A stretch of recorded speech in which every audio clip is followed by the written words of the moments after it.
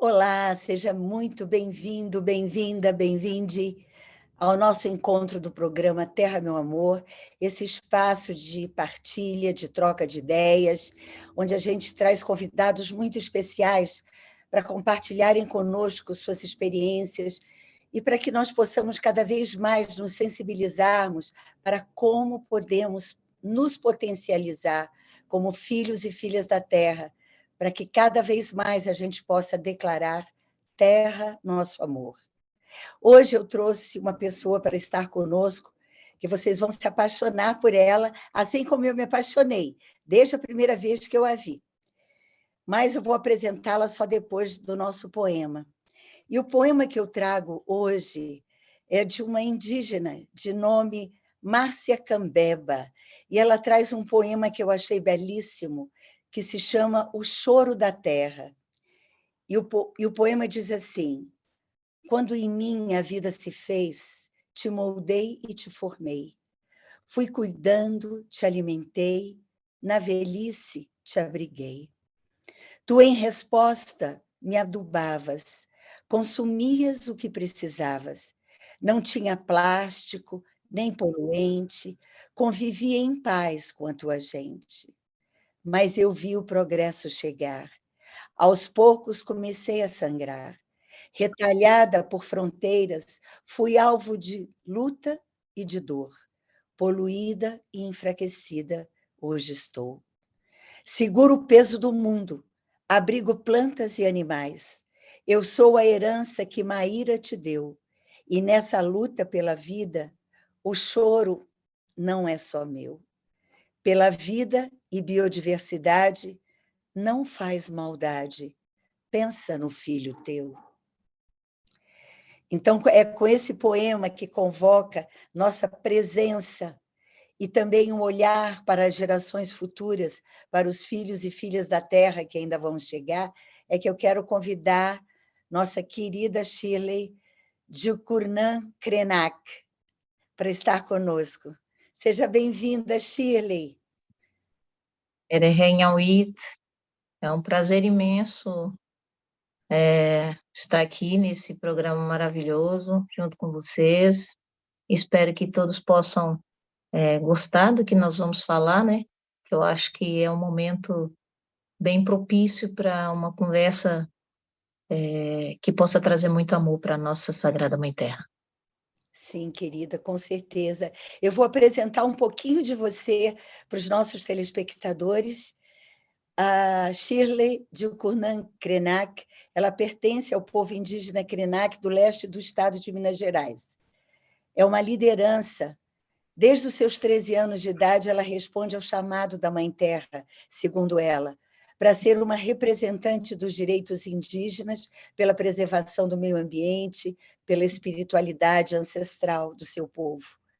E a isso ela se dedica de corpo e alma, então, para a luta das mulheres indígenas, que é algo herdado do seu nome tradicional, Jucurnan, mulher sempre disposta, pois é portadora do espírito que nunca envelhece.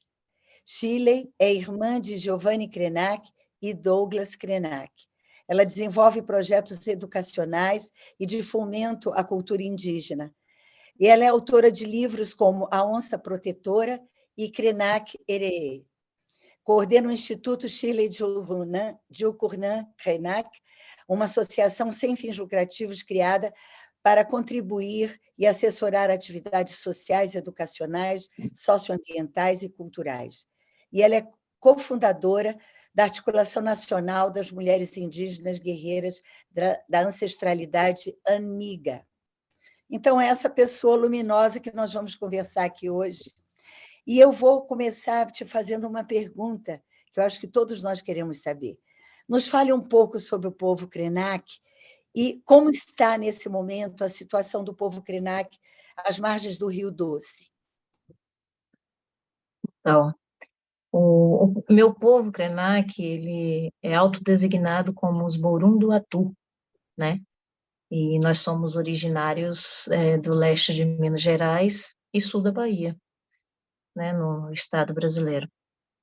E dentro do processo teórico da literatura e de todos os estudos antropológicos, nós somos conhecidos como os botocudos do Vale do Rio Doce. Só que botocudo é um nome que eu não sou muito fã, né, porque é um nome pejorativo e que foi dado a nós devido à linguagem dos colonizadores na época, né? E há mais de 200 anos, né, nós lutamos contra a invasão das corporações, tanto de mineradoras quanto corporações políticas, etnocidas, que ao longo do tempo ainda perpetuam, né, dentro do nosso estado mineiro. E após muitas diásporas, após muitas invasões dentro dos nossos territórios, muitas violações dos nossos direitos como seres humanos no território sagrado ao qual nós ainda residimos. Atualmente nós somos 630 pessoas em um território parcialmente demarcado à beira do Rio Doce, né? E a nossa língua ela é designada como a língua do Borum. Borum significa a essência do ser humano, né? E nós temos atualmente uma luta muito sagrada, que é a luta pela demarcação do território, que nós temos como um dos territórios onde se concentra toda a nossa espiritualidade, tudo que é mais sagrado, que é o território dos Sete Salões, que atualmente nós estamos lutando para ser demarcado, né? E diante de todo esse processo de luta, nós ainda tivemos agora, recentemente, que é em 2015, né, o crime que aconteceu em Bento Rodrigues, atingindo Mariana e assim matando mais de 600 quilômetros de rio de água doce, ao qual esse rio corta todo o nosso território sagrado, onde nós residimos hoje. E nós temos o Rio Doce como o Atu, né? O Atu significa um rio que corre, né? O Atu-on, um rio que falava com a gente. E que hoje, para nós, se tornou algo muito dolorido, porque essas empresas de mineração que causaram todo esse crime, né? As pessoas estão acostumadas a falar desastre, ou então acostumados a falar crime de Mariana. Na verdade, não é crime de Mariana, não é crime de Bento Rodrigues, é crime da mineradora Vale, BHP e Samar. A gente precisa ser bem lúcido, né, e verdadeiro ao extremo para falar sobre essas verdadeiras atitudes provocadas por essas empresas que mataram o nosso rio Uatu, né, que é assim que nós o designamos. E diante de tudo isso, diante de todos os 50 milhões de metros cúbicos de rejeito que essa mineradora despejou, né, de forma criminosa na nossa água sagrada, nós hoje estamos, posso até dizer que sofrendo ao longo desses 7 anos de crime, 7, 8 anos de crime, de forma muito, muito dolorosa, né? Porque a gente tinha água, o nosso rio Atu, como um espaço de ritualização, onde nós praticávamos todo o nosso ritual sagrado que envolve a limpeza do mal no nosso corpo, né? Não, só queria aproveitar para te fazer uma pergunta nesse momento, porque o rio ele está intrinsecamente ligado ao dia a dia da vida do povo Krenak, não é? Então, assim, desde lavar o rosto, tomar banho, cozinhar, como que vocês estão lidando com essa realidade desafiadora, Shirley? Olha, realmente é uma realidade muito desafiadora. Eu acho que nós somos um povo bastante contemplado por toda essa resiliência que nós temos, sabe, de pisar nesse território, porque não está sendo nada fácil ver caminhões-pipas entrando dentro do nosso território para abastecer as nossas casas de água. Não é nada fácil chegar perto do rio e não poder tocar, né, de forma amorosa e sentir o abraço dele em nós, né? E nós estamos nos reinventando, acho que essa é a palavra, sabe? Tendo uma forma de lidar com a vida agora de um jeito totalmente diferente, né? E por mais doloroso que seja, a gente hoje vive a falar do nosso Rio Doce no passado, né? E isso se torna ainda mais doloroso, né? Um crime psicológico também, porque está afetando nossas crianças dentro da amplitude do nosso educacional espiritual Krenak, né? É falar do Rio no passado, falar das nossas ações ritualísticas com nossas crianças, nossos jovens no passado. O que meu pai fez comigo, eu não vou poder fazer nem com minha filha, e muito menos com meus netos. Sim, que isso é muito desafiador e eu imagino que para toda a comunidade esse reinventar-se deve ter assim um impacto muito grande e ao mesmo tempo eu vejo assim através do Ailton Krenak, através da sua fala e de outros Krenak, que vocês têm realmente uma resiliência muito grande, né? Vocês têm uma força de ressignificação muito grande. E aí eu te pergunto, Shirley, nesse momento, como que vocês estão somando a, a, a esse movimento de vocês de ressignificação, esse processo que está acontecendo agora no Doce Santo Antônio, que eu vi que vocês criaram um coletivo chamado Doce Santo Antônio para lidar com mais uma mineradora que está tentando se implementar aí na área de vocês. Eu gostaria que você relatasse para a gente como que está sendo essa mobilização. Olha, na verdade eu recebi essa reportagem, né, de amigos nas áreas de comunicação e como eu também sou reconhecida como ativista em luta pela proteção da Mata Atlântica, que é o bioma ao qual eu pertenço, né, bioma da Mata Atlântica, que por vez é um bioma muito esquecido, né, e nós precisamos muito falar de todas as potências, de todos os biomas, não só do bioma da Amazônia, mas também dos 6 biomas que compõem o nosso território brasileiro.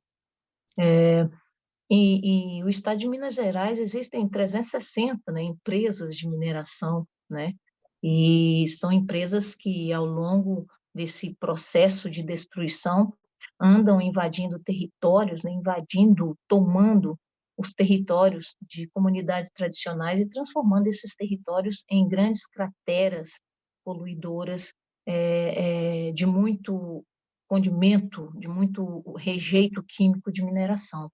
Então, o Vale de Minas Gerais, o leste de Minas Gerais, é um território muito estuprado por essas empresas de mineração, né? E a população é uma população muito sofrida também. Então, a maioria das vezes, essas empresas de mineração aproveitam, né, esse sofrimento das pessoas para poder causar ainda mais problemas, tanto psicológicos, sociais, culturais, através do crime que elas vão fazendo ao longo do tempo, né, que vão abrindo essas crateras e poluindo a nossa Sagrada Mãe Terra.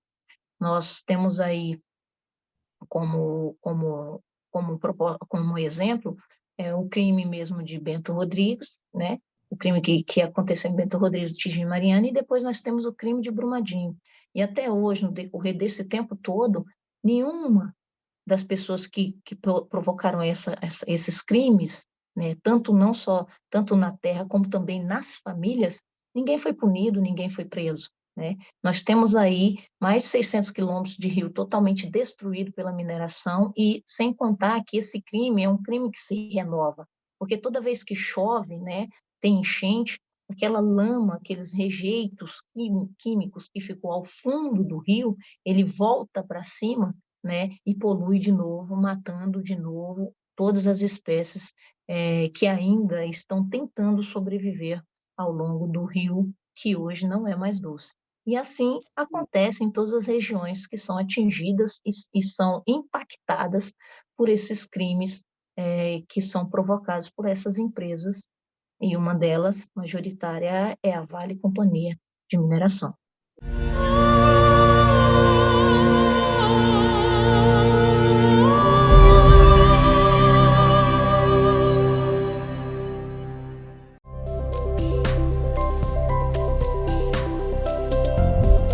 TV TV Suprem. Para uma nova consciência, uma nova televisão.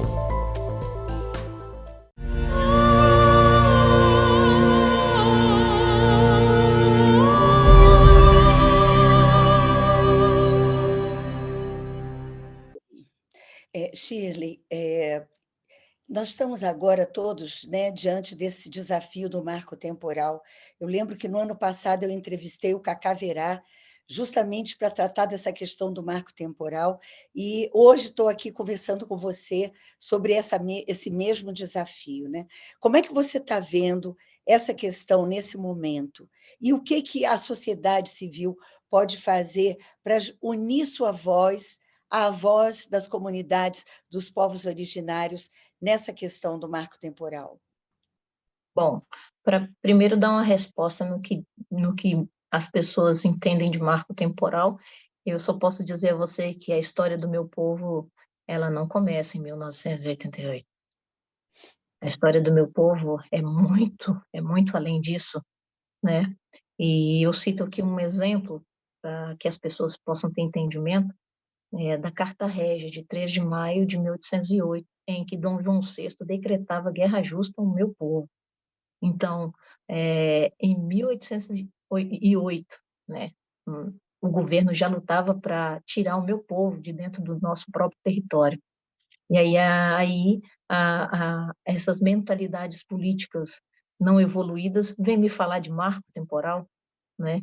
E isso mostra o tamanho da falta, né, de inteligência humana dessas pessoas nesses âmbitos políticos, que não são pessoas evoluídas para realmente tratar a política como um ato democrático de verdade, né? Porque nós, povos indígenas, nós somos povos milenares, né? Então, o fato de pensar em levar até a PL 490, o PL 490 para um termo de votação, para mim já é uma criminalização muito grande, é um crime já muito grande, porque isso não deveria chegar nem a esse âmbito, né? Sim.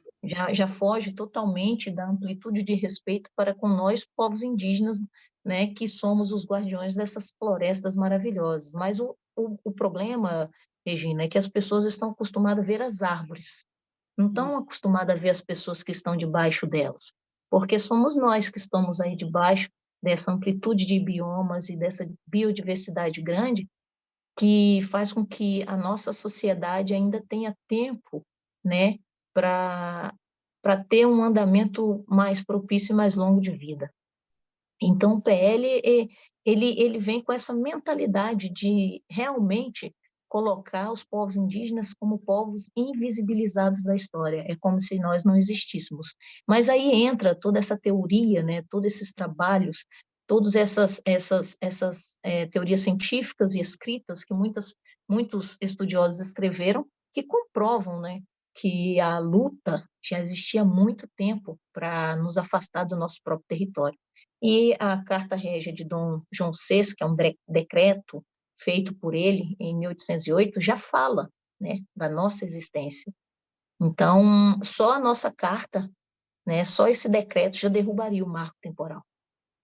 Exatamente. Eu acho muito importante o que você está trazendo, Shirley, porque é o seguinte, na minha opinião também, eu acho que nada justifica essa argumentação. Na minha opinião, é uma argumentação muito frágil, que a gente vê que são vamos dizer assim, as articulações que não querem realmente que o Brasil viva a sua cura histórica, de reverenciar os povos realmente dessa terra. Quando eu era menina, eu aprendia na escola que o Brasil, quem descobriu o Brasil foi Pedro Álvares Cabral em 1500. Né?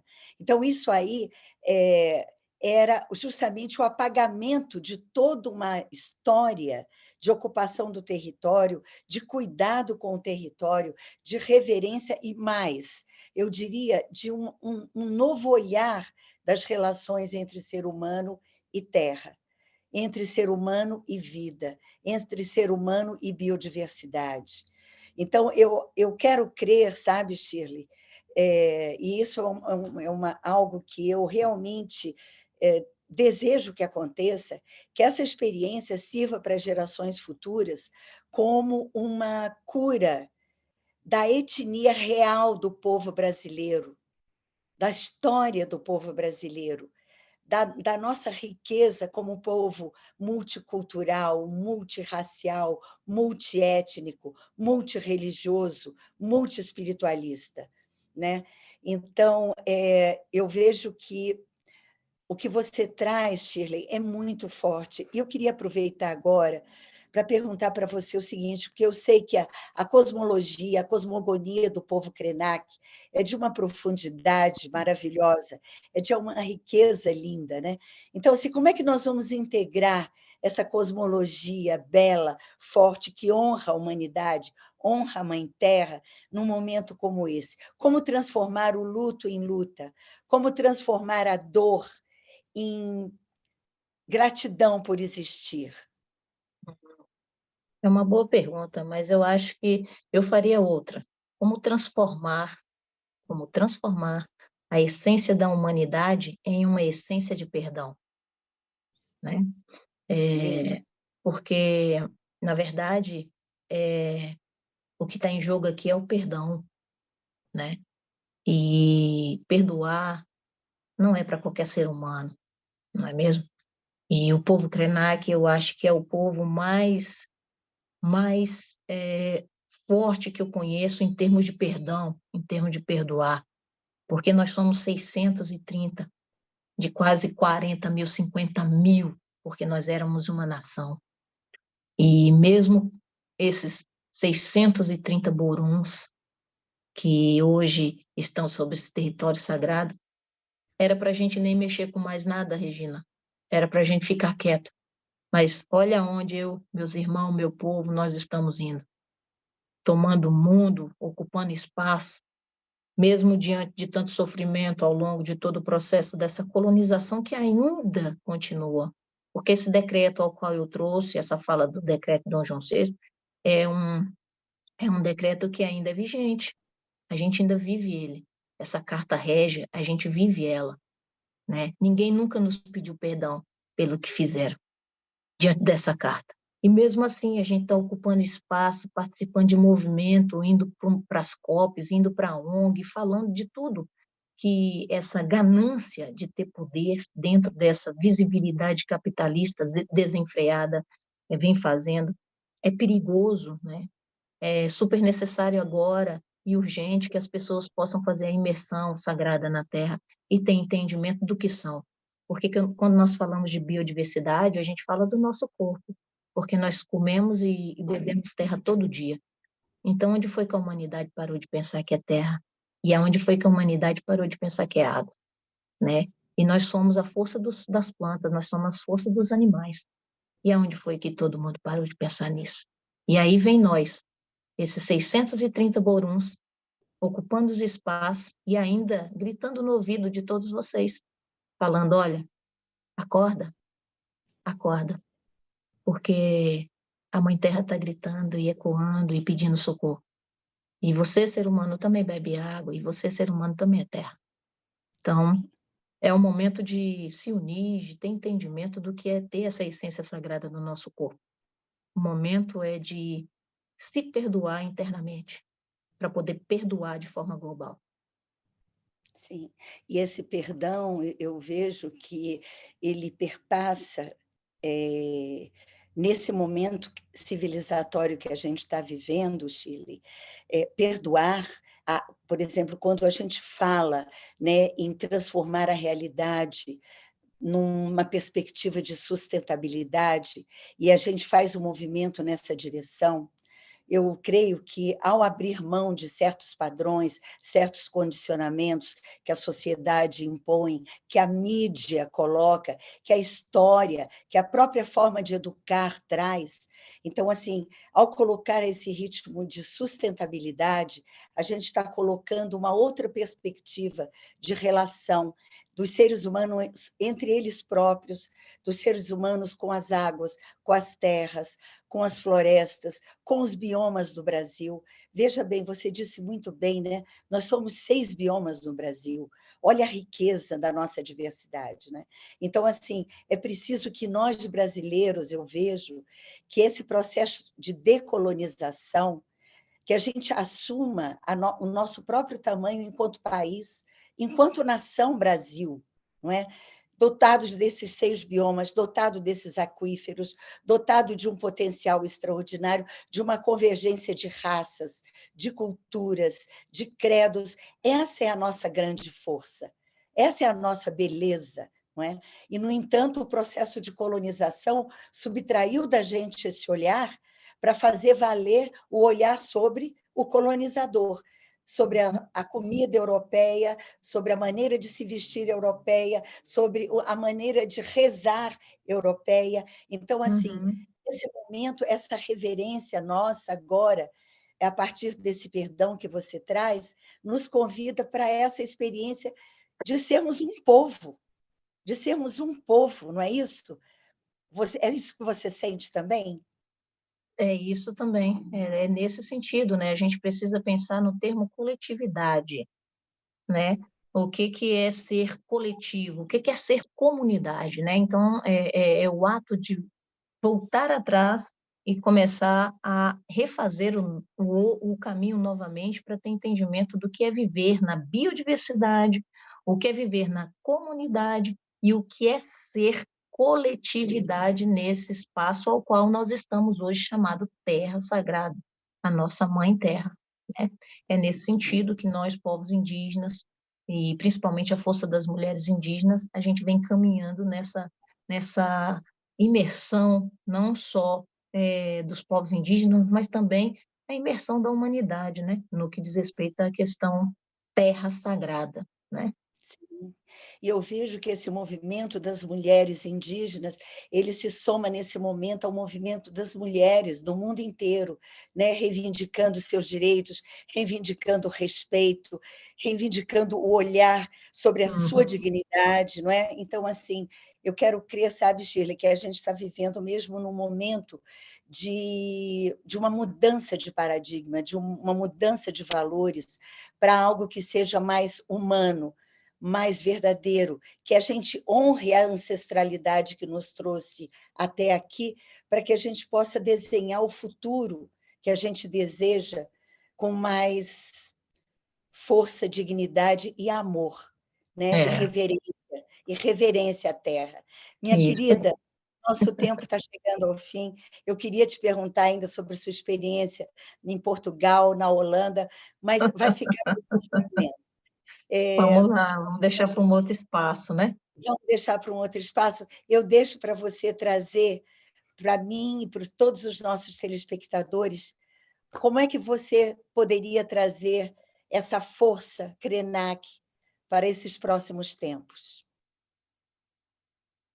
Eu acho que tudo que eu sou e tudo que eu represento diz respeito à força ao qual move os meus pés, que é a força ancestral do povo Borum. Eu sou o Borum do Atu, mesmo vendo meu rio morto, eu ainda vou ser uma mulher do rio Atu, porque é como eu digo sempre, não adianta pensar em matar minha carne, porque meu espírito vai continuar vivo sobre essa terra sagrada. E o povo Krenak, ele é espiritual, ele é 24 horas por dia, cantante, dançante. Então, nós somos o elo sagrado entre o céu e a terra. E é isso que me faz mulher, ativista, mulher dentro do movimento da maior articulação das mulheres indígenas do Brasil, que é a Amiga. É isso que me faz pertencente a toda essa história ancestral que eu carrego. E eu valorizo isso. E quando eu bato no peito e eu digo, eu sou a história do meu povo, eu sou uma árvore sagrada com raízes e troncos muito fortes. E é isso que me faz caminhar, e é isso que me faz continuar resiliente para ser resistente diante de tudo que a gente vem sofrendo no nosso país. Pois, minha querida irmã, eu desejo a você que você siga com toda a força, porque você inspira muitas pessoas a serem seres que integram o céu e a terra. E nesse momento em que a gente, aqui no Terra Meu Amor, traz a sua voz, que essa voz seja inspiradora para as mudanças que a gente precisa fazer. Muito obrigada a você, de coração, e a você, querido telespectador, telespectadora que esteve com a gente até agora. Até o nosso próximo encontro. Até lá.